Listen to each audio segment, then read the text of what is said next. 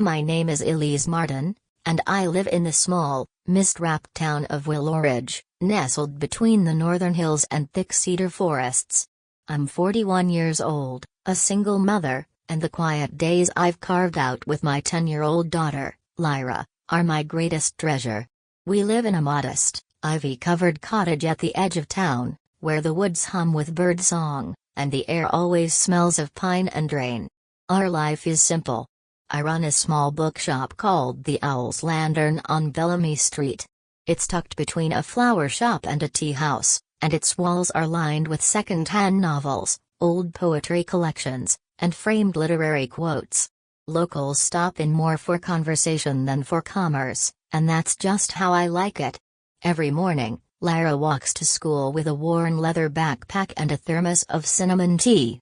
Every evening, she comes home and plays the old upright piano in our living room, the only piece of furniture I fought to keep after the divorce. Lyra is unlike other children. She's thoughtful, soft-spoken, and full of quiet observations that surprise me. Her hair, long and copper-tinged, comes from her father, but the eyes, deep, expressive gray, are all mine. Though words aren't her favorite medium, Lyra speaks volumes when she plays. Music pours out of her like breath, like memory. And when she plays Chopin or Debussy, it feels like even the wind pauses to listen. That particular Tuesday, everything had the texture of comfort. Lyra returned from school, dropped her backpack by the hall table, and took an apple from the kitchen basket. "What's for dinner, Mom?" she asked, biting into it. I smiled as I pulled herbs and vegetables from the fridge.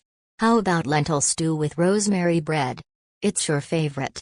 Her face lit up with a slow, warm grin. "Can I play Clair de Lune before dinner? I want to get it right for Miss Harper tomorrow." "Of course," I said, waving her toward the piano. "Dinner won't be ready for a while." She padded barefoot into the living room, opened the piano lid, and began to play. The notes, soft and glowing, rippled through the room. I leaned against the doorway, stirring the pot in rhythm with her melody, feeling like all was right in our quiet little world. But even on the most peaceful evenings, there are shadows that linger. For me, the shadow has always been my family. My parents, Judith and Warren Martin, live in a sprawling estate at the edge of Willow Ridge, an intimidating house with a manicured lawn, a garden of sterile roses, and a hollow silence that seems to follow every room. They used to run a successful antique store downtown, a business more about appearances than passion. Now retired, they fill their days with social clubs and passive judgment. My younger sister, Simone, lives just down the lane from them. She's a regional manager at a real estate firm, raising her twin boys, Ashton and Eli, both 8 and more mischievous than polite. Simone has always been the favored one, with her polished charm and perfect dinner parties. When we were growing up, I was the one expected to clean up her messes, cover her mistakes, and still smile through it. If she skipped chores, it was "oh, she's just creative." If I forgot to fold the napkins just right, it was, "Elise, don't you care about discipline?" Even now, not much has changed. At family dinners, my mentions of Lyra's music are met with polite nods, quickly overshadowed by tales of Ashton's athletic prowess or Eli's supposed genius with numbers. I've learned to stay silent and sip my tea. Still, I try to keep a thread of connection. Not for me, never again for me, but for Lyra. She deserves to know her roots, to believe in the idea of family, even if mine rarely acts like one. One Thursday evening, as Lyra sat at the table scribbling answers into her math workbook, she looked up with a casual question. "Are we going to Grandma and Grandpa's this weekend?" I blinked. "Why do you ask?" "Ashton said they have a new VR game. I just thought maybe I could go see it." I studied her face. She wasn't interested in VR headsets or motion tracking games. Lyra simply wanted to feel included, to belong. To be seen as more than a background presence during family events. "I'm not sure," I replied gently. "We'll see." But inside, the answer was already clear. I didn't trust them. Not fully. Not with her. The following week, I received an elegant cream envelope in the mail. It was an invitation to the wedding of Andrea Luthers, my university roommate and one of the only people who supported me during the darkest days of my divorce. It had been years since I'd been to a wedding. The thought of dressing up, of laughing and dancing under twinkling lights, felt like a memory from another life. That evening, as I reviewed the invitation on the couch, Lyra curled up beside me, flipping through a music theory book. "Mom?" she asked, resting her chin on my arm. "What will I do while you're at the wedding?" I hesitated. "I was thinking. Maybe we could ask someone to stay with you. Or would you like to spend the night at Grandma and Grandpa's?" Her eyes lit up. "Can I play the piano for them? I think Grandma likes Chopin." I froze. My gut tightened, a silent warning pressing against my chest. But I looked at her eager face, so full of hope, and convinced myself, maybe, just maybe, it would be different this time. "All right," I said. "We'll try." That night, I called my mother. "Elise," she said with uncharacteristic warmth. "Of course Lyra can stay. It's been far too long." "She'll bring her sheet music," I said. "And her allergy meds. She knows where everything is." Yes, Judith said with a dismissive laugh. "We'll take good care of her." After hanging up, I turned to Lyra. "You're sure you'll be okay?" She nodded, hands folded neatly in her lap. "I want to play the piano for Grandma." And so, I let her. Just one night, I told myself. What harm could one night do? Saturday morning arrived draped in spring sunlight. The sky over Willow Ridge was cloudless, and the air buzzed with the hum of waking birds. I stood in front of my bedroom mirror in a wine-colored satin dress I hadn't worn in years. My hair was swept up, my eyes lined just enough to remind me of the woman I once was, before motherhood, before responsibility became my only identity. Lyra entered the room and gasped softly.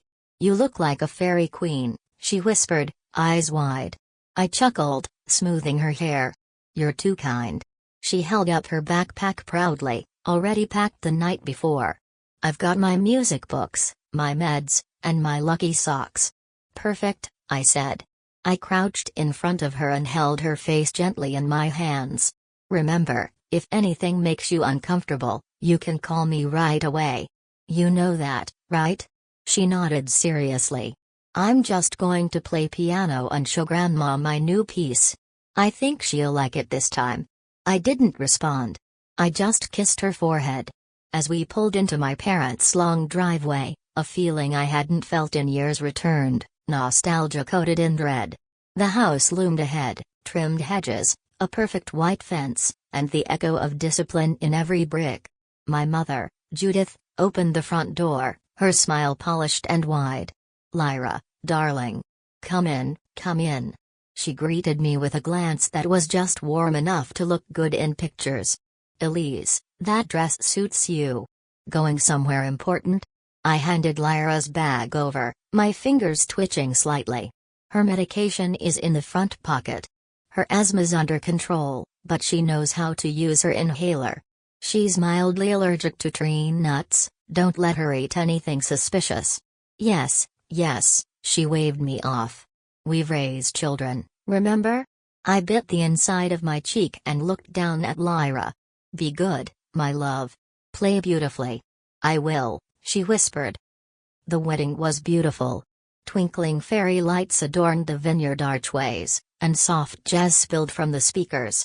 Andrea looked radiant in her vintage gown, her happiness so luminous it felt contagious. I sipped white wine, made polite conversation, and for the first time in what felt like years, I danced. I allowed myself to be Elise, not mom or bookstore owner or dutiful daughter. Just a woman, alive in the moment. Until my phone vibrated. A message from my mother. "Lyra is being disobedient. Nothing serious." That was all. The music around me blurred. Laughter faded. I stared at the screen, my breath hitching. Disobedient? Lyra? I excused myself and stood beneath the blooming wisteria trellis, trying to dismiss the unease clawing at my chest. Maybe she'd refused to turn off the TV. Maybe she'd forgotten to say please. Maybe I was overreacting. But my gut knew better. I left the wedding early. The road home was draped in evening light, but inside the car, it felt like night. As I pulled up the drive, I noticed something wrong. The porch light was on, but the front door was slightly ajar. I rushed inside. The living room was a cacophony of digital gunfire and flashing lights. Ashton and Eli were glued to the television, controllers clutched in their hands, their faces lit up by the screen. They didn't acknowledge me. They didn't even glance up. "Where's Lyra?" I asked, my voice sharp. Nothing. The sound of running water came from the kitchen. I turned the corner, and my heart stopped. Lyra stood on a stool at the sink, scrubbing a stack of dishes nearly as tall as she was. Her hands were red from hot water. A broken glass lay on the tile floor. Blood trickled from a cut on her forehead. My mother sat calmly at the table, sipping tea. Simone stood beside her, arms folded, chatting like they were discussing the weather. "What happened?" My voice shook. "She refused to help clean up," Judith said with a shrug. "So I gave her a little tap. She broke a glass." "A tap?" "She's bleeding. She needs to learn respect, Elise," Simone said. "You're too soft on her." I rushed to Lyra's side, pulling her hands from the water. She winced. I wrapped a towel around them and gently examined the gash above her eye. She was shaking. Her lip quivered, but she said nothing. "She didn't want to do dishes, so you hit her? With a glass?" My voice dropped to a whisper, heavy with rage. "She needed a lesson," Judith replied coolly. "Don't make this dramatic." I stood, my body trembling, and pulled out my phone. 911, "What's your emergency?" "My daughter's been assaulted. She's bleeding. We need police and paramedics at 215 Briar Hill Lane." Within minutes, the street outside lit up in flashing red and blue. 2 officers arrived, followed closely by a paramedic team. I stood on the front porch, Lyra in my arms, her blood staining the sleeve of my dress. "She's inside," I told the officer, my voice low and steady. "My mother struck her." "That's the weapon, broken glass, on the floor." Judith was still at the table when they entered. She barely blinked as the officer approached. "You're under arrest for assault and child endangerment." "I'm her grandmother," she snapped. "This is absurd." "You struck a minor with a glass object," the officer replied. "That's felony assault." Simone tried to interject, but was quickly detained as well, for failure to intervene and obstruction. Her voice faltered as they cuffed her.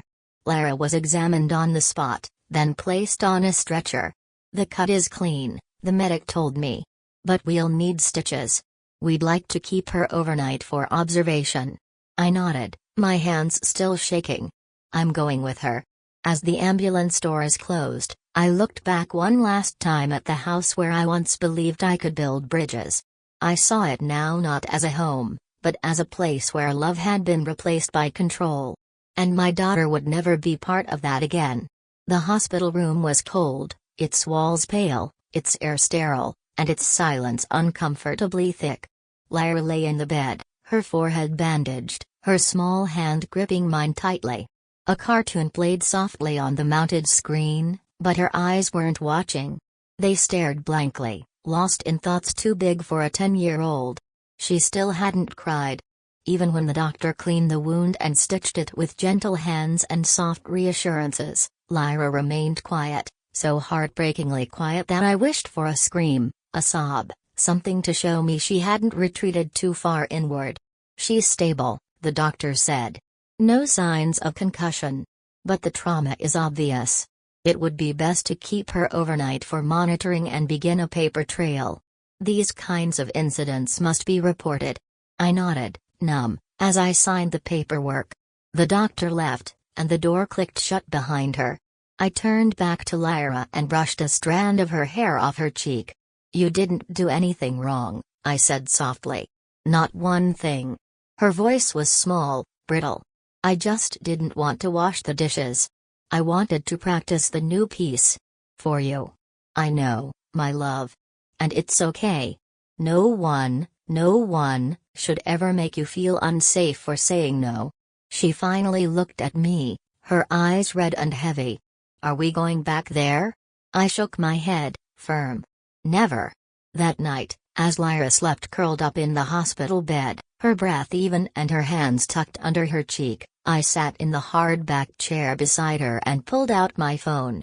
My fingers trembled, but my mind was clear, sharp, resolute.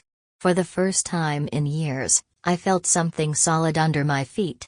I dialed a number I never thought I'd need. Hello. This is Elise Martin. I need to speak with a family law attorney, immediately. 2 days later, I found myself sitting across from a lawyer named Daniel Reese. His office was clutter-free, lined with law books and a small bookshelf filled with framed pictures of his children. He had kind eyes but a steel voice. As he reviewed the medical report, the police file, and photos of Lyra's injury, he nodded slowly. You've done the right thing calling me. There's a strong case here. We're not just talking about assault, we're looking at felony child abuse. I want to pursue charges, I said without hesitation. And I want a restraining order. I don't want her or my sister near my daughter. Ever. We'll file both, Daniel confirmed. And given the police report and the medical documentation, the court will likely act quickly. Within days, the paperwork was processed. Linda Martin, my mother, was charged with aggravated assault and child endangerment. Simone faced misdemeanor charges for failure to report abuse and obstruction. The preliminary court hearing was scheduled for early May. In the days leading up to it, Lyra and I kept mostly to ourselves. I closed the bookshop for a week, posted a small note on the door that read "Closed for family emergency," and let the town whisper if it had to. We needed time. Time to be quiet. Time to simply exist. Every morning, Lyra played a little. Sometimes just a few hesitant notes. Other times, she'd play whole pieces, soft and searching. I didn't ask her to. I didn't tell her what to feel. I let the music guide her back to herself.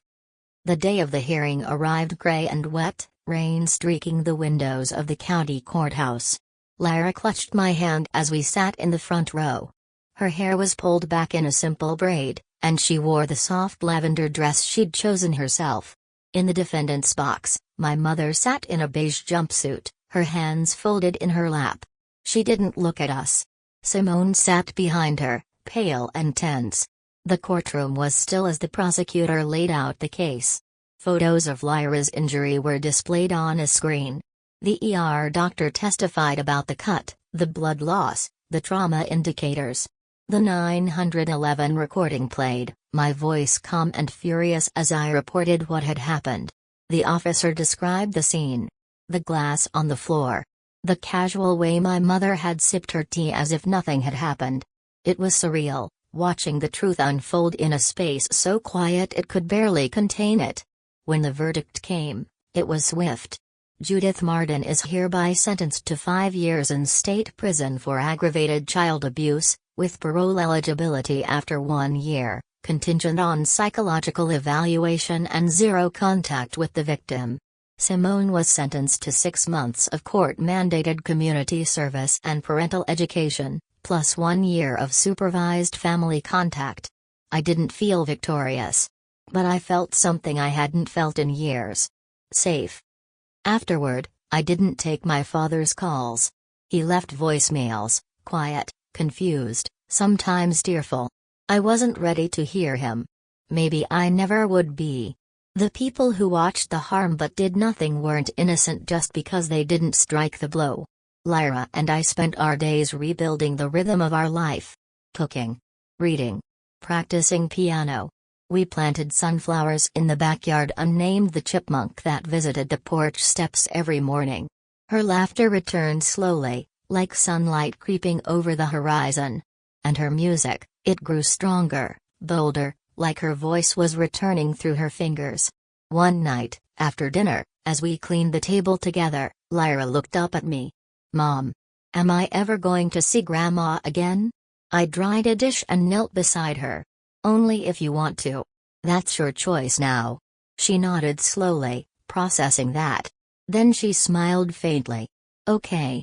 And just like that, the cycle had broken. She would not inherit my silence. She would inherit my strength. The seasons turned, and with them, so did our lives. By the time summer ripened into early fall, Willowridge was painted in hues of amber and cinnamon. The leaves fell gently from the trees, whispering change with every gust of wind. Lyra and I had returned to our familiar rhythm: school in the mornings, piano in the afternoons, and quiet dinners in the evenings under soft yellow kitchen lights. But even peace has its interruptions. One September afternoon, as I was restocking shelves in the bookstore, my phone rang. The number was unfamiliar. I hesitated before answering. Hello? Ms. Martin, this is Casey Lindell, parole officer assigned to Judith Martin. The name hit like a thud in my chest. Yes?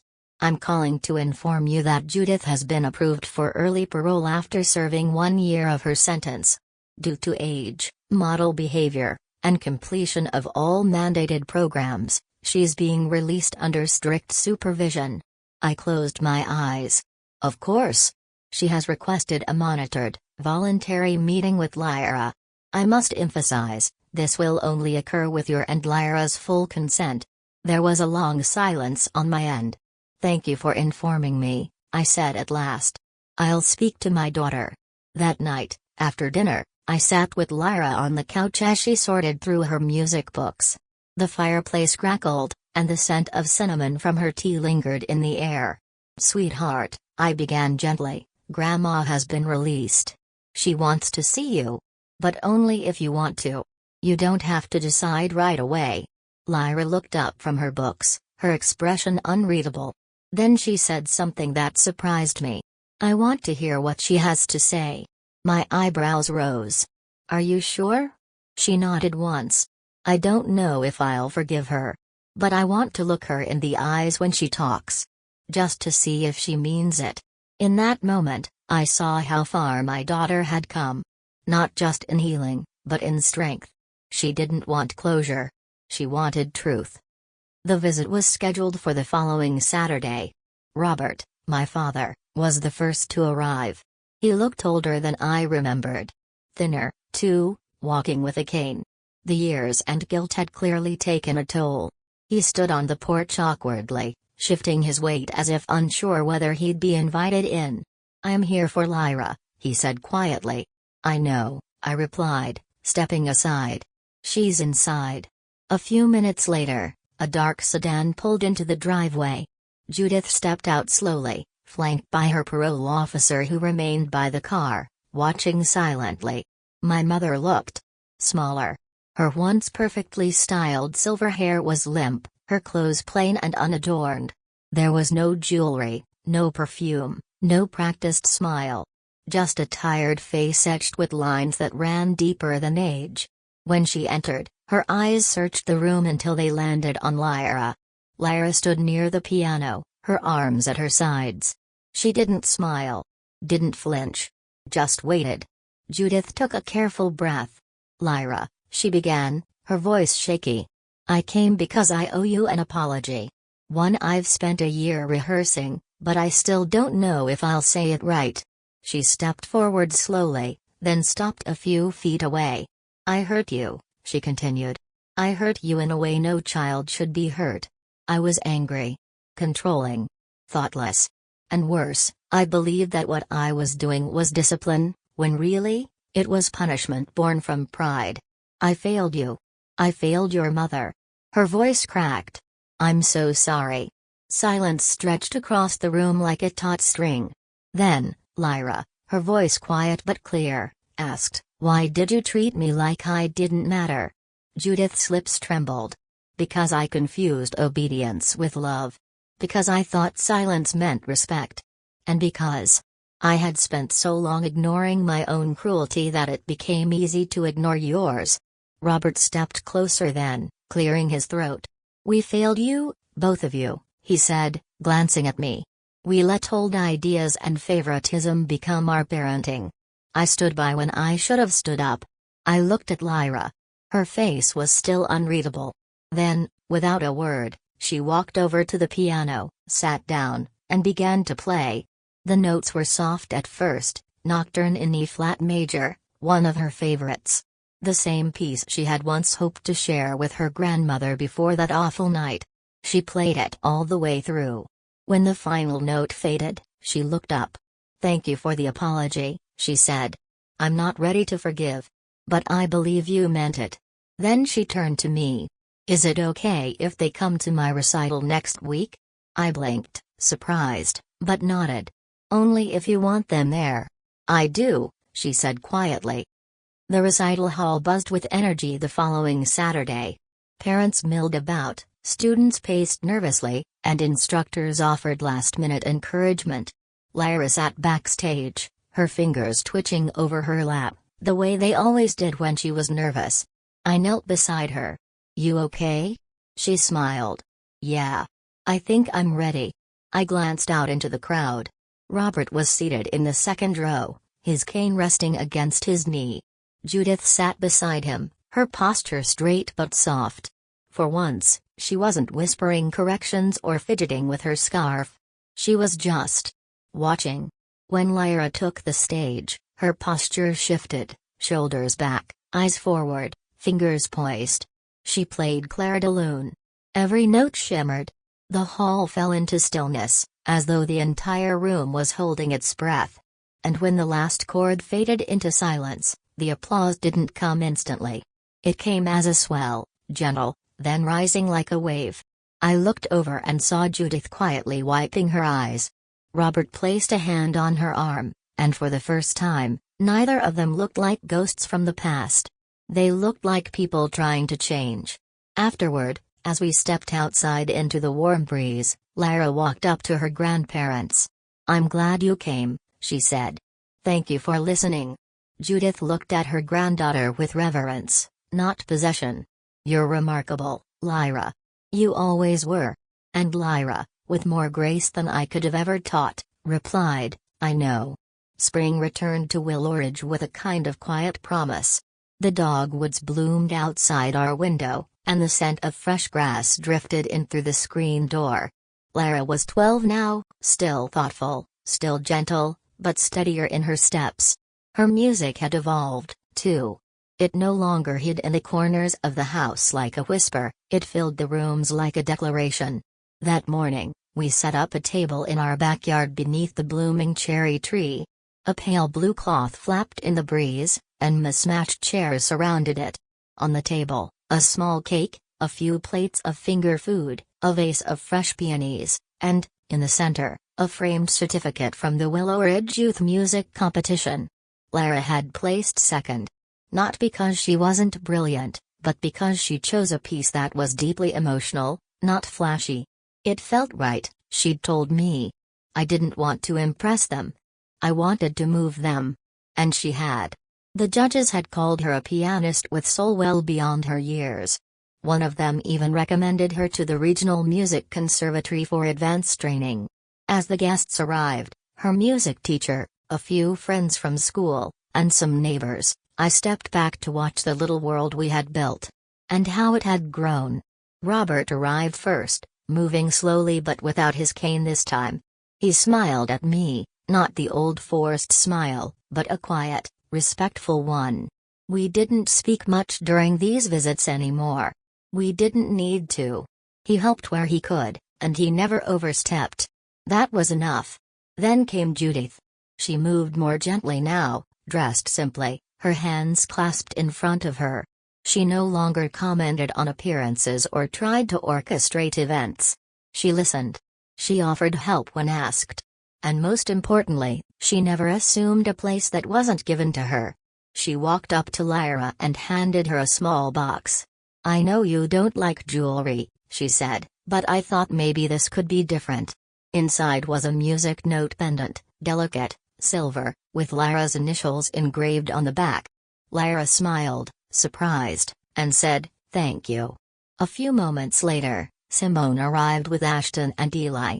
Her face was tired, her posture less rigid, but there was effort in every step. Since her court-mandated parenting classes began, She had changed in small but visible ways. Less shouting. More listening. And she'd started working part-time at the community center, helping with after-school programs. "Sorry we're late," she said, ruffling Eli's hair. Shoes were a battlefield. I smiled politely, and she didn't flinch. She simply sat down, watching her sons run to the lemonade table. She didn't try to dominate the conversation. She just let herself exist in the space. That in itself was a change. After we all ate, Lyra stood beside the piano we'd rolled outside for the day. The afternoon light made her hair glow like the softest fire. She tapped the keys gently, testing the weight. "I've been thinking a lot lately," she said, her voice clear but calm. "Music helped me feel brave. And now I want to help other kids feel that too." She turned toward me. "Mom, I want to be a piano teacher when I grow up." The words hit like music. Not because it was ambitious, or surprising, but because it was her truth. A dream born from strength, not escape. I crossed the yard and pulled her into my arms. "You'll be an amazing teacher," I whispered. "Because you already are." As she sat down and began to play, something soft, something original, the group fell silent. Her music told our whole story, the ache, the healing, the quiet triumph. And we listened, not just to the notes, but to everything we had become. That night, after everyone had gone, I washed dishes while Lyra scribbled in a journal at the kitchen table. The window was open, letting in the warm hum of crickets and the distant sound of wind through the trees.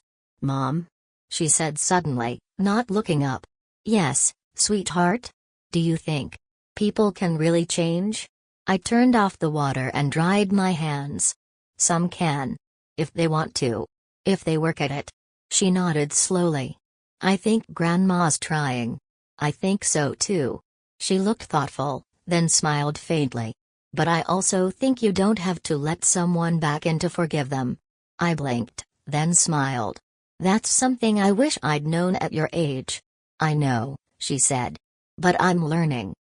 A year later, Lyra gave her first group lesson at the Willow Ridge Community Center. 5 kids, ages 6 to 10, gathered around the upright piano with wide eyes and twitchy hands.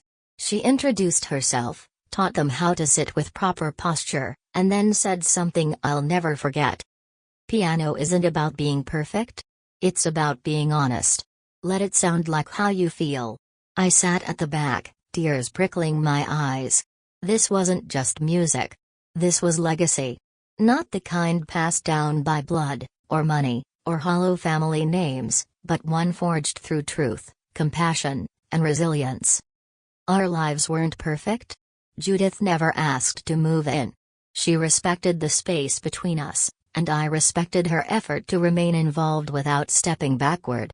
Robert became a steady presence in Lyra's life, never pushing, only offering. Simone continued to navigate her own messes, but she stopped blaming others for them. That alone changed everything. But the real triumph? Lyra. She laughed more, walked taller, played louder. And every time her fingers touched the piano, I heard not just music, but the sound of a new legacy unfolding. One built on courage, on choice, and above all, on love that heals, rather than hurts.